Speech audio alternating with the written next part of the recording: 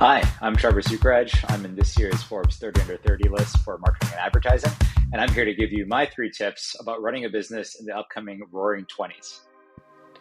Rapid fire questions. At what age do you want to retire? 60. How long does it take you to get ready in the mornings? Probably at least an hour and a half. I'm not a very much of a morning person. Most embarrassing moment of your life? Falling over in the chairlift line. Fill in the blank. An upcoming marketing trend is blank. An upcoming marketing trend is automating Twitter outreach and engagement. The city in which the best kiss of your life happened? Guelph, Ontario. Pick one, Mark Zuckerberg or Jack Dorsey. Jack Dorsey. The first movie that comes to your mind when I say the word ambition. Limitless. When did you last cry and why? Talking to my therapist. Reliving life experiences are good, but not always fun. How do you relax? Playing FIFA. Go Spurs. How do you pronounce GIF? GIF. Definitely GIF. What is the dumbest thing you've seen on social media? Raw meat experiment on Instagram. Pretty dumb, but can't say I'm not impressed. How many cups of coffee do you drink per day? I'd say I hover around 2 to 3. A habit of yours that you hate? I quote The Office way too much for my own good. The most valuable skill you've learned in life? Active listening. Your favorite TV show? Definitely The Office. Long questions. How should B2B SaaS startups go about growth experimentation in the coming post-pandemic decade? So B2B SaaS startups should really have a bias for product marketing, and knowing their customer is the basis for any type of growth experimentation that you'd want to run. You have to remember that at the early stage, your first 10 customers to your next 40 customers, next 100 customers, all of those are going to impact how your product grows, how you build out your sales team and try to convert initial signups into paying customers. A lot of this growth experimentation is key in order to kind of inform what that looks like. If there's no consistency or repeatability between the customers you're acquiring, you won't be able to scale predictably. And that's one of the biggest misses for companies that are trying to hit higher levels of revenue and funding. Focus on first identifying the assumptions about your customers. So what you think they care about and they're pained by. You can usually do this by talking to your existing pilot customers, doing customer research, kind of understanding how they talk about their lives and their challenges. Then you're going to want to map those to hypotheses. So why your product solves the pain points and problems that those customers think they have, and specifically the role your product kind of plays with that as a hypothesis. And then that's how you're going to map that into actual tests and experiments based on where those customers actually exist. So if you know that these customers are likely to be online in certain areas, and you want to be able to test whether your hypothesis is correct about the product, you can then kind of create some of those experiments and have very clear benchmarks on what you want to hit in order to make it successful. To give you an example, if I know that I'm trying to go in front of maybe like it's engineers on a specific platform like Google search or something, based off knowing they have a certain pain point and having my product appear there is going to be relevant. Maybe I'm trying to target a 20% conversion rate on getting a click to form submission with 100 clicks or click to free trial. If it's maybe targeting, maybe it's construction foreman and in the construction tech industry, and I'm doing outbound email, maybe I want to have at least 200 people on that segment where I could say, let's get between a 1.5% and 3% response rate to be successful. And that's going to pan out to X number of demos that will be qualified. So those are all things that I would say are important when you're facilitating some of the experiments. As your company scales, you want to keep that experimentation with what we call the 70-20-10 rule. So 70% of your budget is spent on things that work and are repeatable parts of your engine. 20% are on ongoing tests, typically stuff you've already tried, but maybe are not at stat sake or have enough information to make a decision off of. And then 10% of that budget on net new tests if you have hunches or high conviction behind. No matter what scale your company is, whether it's a seed stage company all the way to a public company like Samsara or Shopify, it's important to have that growth experimentation and testing framework in play, because that's how you continuously learn more about your customers, what works, what doesn't, and you're never just sitting stagnant as a regular marketer. What steps should be taken to ensure a seamless sales and marketing alignment? Sales and marketing alignment is such a good question, and it's so crucial for any organization that's trying to scale. Often, I've seen it at bigger organizations. It actually involves a lot of finger pointing. So the sales team will look to the marketing team and say, "You're giving us bad lead. That's why they're not converting." Whereas the marketing team looks at the sales team and says, "You're not working them properly, and that's why they're not converting into actual customers." So it's a lot of back and forth, and it can be a pretty touchy relationship for a lot of organizations. That's why when you start your growth organization at a company and try to build that out, you have to make sure you get that sales buy-in as a marketer. That means looking at your existing customers, understanding why they bought before, what were their main objections, who was qualified but wasn't ready for a sales conversation and not ready to buy, and if so, like how can we nurture those types of leads and how to actually get outcomes from them in the future and make sure they stay warm.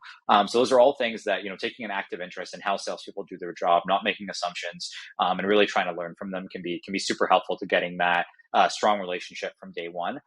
Practically, as far as getting alignment, especially if you're working in an organization that is largely sales led and coming on as a head of growth and marketing, you really need to figure out what is sales doing currently and how can it be amplified or augmented with growth marketing. So, for an example, a lot of sales teams work with what we call personal emails. So they have their name at the company's core domain.com, but they're not working with what we call burner domains. So if you're working at doing a cold outbound email to different lists, you want to make sure you're using new domains that are warmed up and ready for outreach. That way, if you get flagged as spam or anything happens, it doesn't actually ruin the core experience for the product. So if you can warm up those new domains as a marketer and show how you get increased engagement rates and other tactics, by doing that in comparison to the original efforts, you're probably going to get more buy-in from sales. Likewise, like if they're doing outbound email solely, maybe you want to layer in LinkedIn automations or things that via Linked Helper or Phantom Buster, other tools that can show value for them. Because if you can do that, maybe you might increase their response rates from 3% to 5% or 6%, and they have more appetite to say, well, maybe you can then add cloud cover ads on certain platforms in front of their accounts they want to go after, or other ideas. They'll also be probably more likely to participate in marketing material in other areas that you need help with to be able to make a better case for cold leads that are coming in through the door. One of the examples that comes to mind here for a company that we love working with is Samba TV. They're in the MarTech space, and we're working as their de facto growth team, helping them to expand to new channels and test products and new verticals. They have a pretty large sales force as far as actual reps that are selling the product, but a relatively small growth demand gen team. And we're very powerful when you look at lead quality, sales cycles, how prospects engage with them post form submission, especially when you're selling a product that is not an overnight sale and is typically an enterprise or account-based marketing type approach. So as long as you can make sure you take a serious interest in how sales is operating and not just operate as demand generation and actually operate as full funnel growth, that's usually a big win for getting sales and marketing alignment at any organization. Could you talk about a couple of case studies where your strategies have borne fruit? So we tried a lot of strategies with different companies, and I'll preface this by saying that a lot of these are just specific to the company that you work with, and it's usually about taking a serious interest in the customer, the full funnel, the experience, and then coming up with ideas that are offsets of that, opposed to finding hacks or strategies that might work in certain scenarios. But hopefully this is helpful from a sharing perspective. So the first company that comes to mind that we worked with called Live Control, that was playing in the kind of hardware software space for recording and streaming events that typically happened a lot during the pandemic, like funerals or church services, that sort of thing. They're a LA-based company. They were seed stage when they came on to work with us. And the founder was managing growth himself along with various agencies and realized it just wasn't sustainable. So they brought on Divisional to actually lead out their growth and run channel experiments and analytics and tracking and get alignment with the sales team. And a lot of what we did in the earlier days was looking at how their different prospects at high volumes were interacting with their pages and kind of what the experience was for the sales reps once they actually converted to a call. One thing we realized was there was a lot of education that had to happen with this product. So it wasn't as easy as just driving someone to a landing page and then having them like book a demo call. That worked via Typeform. We realized that a lot of the education should happen before they actually get on the call. So one of the things that we subbed out was using this product called Video Ask instead of Typeform, which is actually run by Typeform, where you can basically offer customized videos for people that are clicking on certain answers in a form submission process, and then get a video that's relevant to that. So it's almost answering their responses and concerns based on what's happening from that.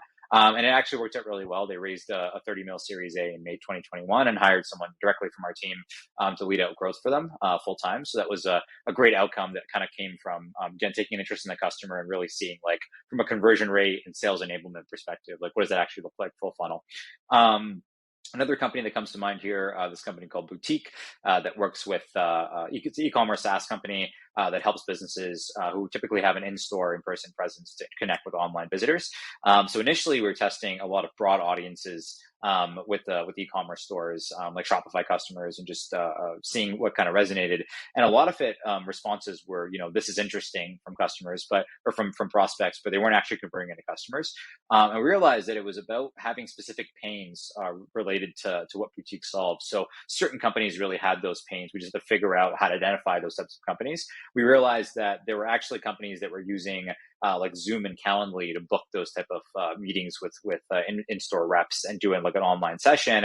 And that was a real pain point because it wasn't very effective. So we actually built out a targeted list using those prospects and got like a much higher demo conversion rate, even in the range of like 8 to 10 demos, qualified demos a month, just via outbound email by running that at a more targeted segment. So thinking again about the customer and what they experienced, that was a great outcome for them. The last one that comes to mind is this company called Quickly. They're a construction tech company, started out of the Boundless Venture Studio, that basically builds a platform that allows people to rent equipment online. So we're testing a lot of their verticals using search engine marketing via Google Ads, and wanted to figure out how could we see which ones had the most amount of salience and where they should kind of build their product around. So we built landers for equipment rental, heavy equipment rental, like cranes and et cetera, party rentals, like, tents and those kind of pieces, and other offshoots of that, and realized that there were certain verticals that had either higher conversion rates into the actual customer and demo funnel, and looking not at just like what the cost per form submission was and booked demo, but actually what the customer acquisition cost was on a larger sample size. So in the last year, we actually drove about 90% of their inbound volumes using some of those tactics, and help them to actually hire an account executive, handle that demand, and kind of get additional capital to drive greater success for them. But that was another example of having specific strategies, again, that are kind of based on testing hypotheses or assumptions about your customer, and using that to kind of drive some of the big growth wins they got in the last year. So a popular question I get a lot is, when do I use an agency or freelancer, and when do I actually make a full-time hire for my business? This comes up the most, I would say, at seed stage, where you're looking at founders who have capital, have a small team, largely product and engineering, and are trying to think about how can I build out my sales and growth funnel to be able to drive demand and scale my product. And they're, part-time talent's probably the best way to do that without making big commitments. The big commitment problem is largely because full-time hires take a while to find. We've seen that it takes anywhere from 3 to 6 months to find a good head of growth hire that fits your culture, aligns with your team, and will come in and hit the ground running. So recruiting isn't easy, not to mention the amount of time it takes founders to actually interview candidates and figure out who's a good fit at that stage, which again is obviously not the best use of their time, given that they're running the company, along with the equity and ownership you have to give them. So all these things kind of climax in saying, how can we offer agencies or part-time resources for a better avenue or outcome for some of these startups. Agencies are really good when you have transactional needs. So if you're creating a video for a specific purpose, you need it animated, that's a great use case. If you're doing a web redesign that has very specific outcomes, that could be a good use case. That's where agencies, I would say, come in really useful and can be a big help. And that's because most agencies are verticalized. They focus on specific channels or aspects of your growth, whether it's design, search engine marketing, email marketing, content, SEO, et cetera. Those are all areas that can be pretty transactional if you know what you need. And it's most popular, I would say, when you scale and start to hit product market fit, because that's exactly when you know exactly what you need to do. You just need help doing it because your team's pretty strapped for resources. So for example, if you have clear audience and clear messaging, and you've had repeatability on acquiring customers with that type of pitch, maybe you do hire a paid ads agency to take over your channel optimization and running them, run consistent refreshes and keep things optimized there, because they're not really doing a ton of net new things to really drive the results or new tests that you want to do. And if you have those ideas, you can probably quarterback them for an agency because it's pretty outsourced. Whereas if you're unsure about those, clear audiences, repeatability in your customers, those pieces, outsourcing to an agency or a freelancer can be a major issue, because you won't have visibility into why things aren't working, and you'll assume that it's probably the agency that's the problem. But in a lot of cases, they're not built to handle that type of ambiguity and full funnel growth that you need from a full-time hire. And that's usually why what I'd recommend you going the full-time hire route, working with a company or an individual specifically that can kind of plug into your org. And that's a lot of what we do at Divisional, is build growth teams for companies that have that need a head of growth and growth marketing manager hire, so they're able to actually have that effectiveness of being plugged into their organization, looking full funnel, not just at the demand generation, but also the product sales, customer success, etc., which you won't get again with a lot of agencies that are strictly focused on specific aspects of the product. But we also see that there's a lot of value in more transactional engagements with agencies, where it doesn't make sense to hire someone on a short-term engagement full time with your company. It also wouldn't make sense to have someone owning it if it's just a very transactional activity.